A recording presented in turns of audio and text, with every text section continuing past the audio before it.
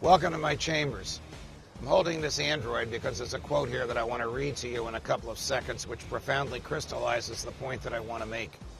Earlier this week, the President of the United States, just a couple of blocks from where I'm standing now, had an encounter with the press. It was sort of a press conference. It was really a bit of a mob mauling of him, in which he was attempting to defend statements he had made earlier in the week about the tragedy in Charlottesville.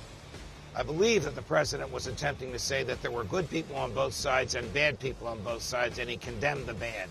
He named the groups that he felt were bad. It was difficult for him to get the message out. The press was all over him. He was being his usual pugnacious self, but that's what I understood his message to be.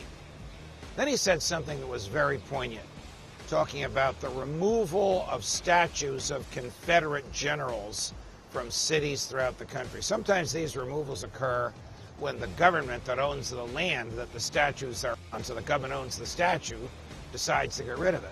Sometimes these removals occur when people just decide to tear them down, as when the Soviet Union collapsed and Russians tore down the statues of Lenin and Stalin, and the police looked the other way.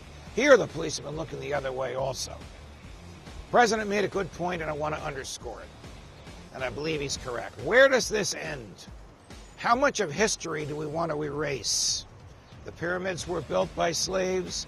The White House was built by slaves. Washington and Madison and Jefferson and Monroe owned slaves. Slaves worked in the White House even during the Civil War. Do we really want to pretend that that didn't happen? Do we want to erase history?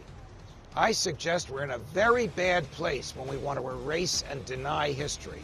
We should remember the awful things in history so that the pain of that memory will help assure that the events that we remember are never repeated. In his famous dystopian novel, 1984, George Orwell wrote the following. He's talking about what the party that ran England in his futuristic novel had done to memory and history. I fear we're getting there today. Every record has been destroyed or falsified.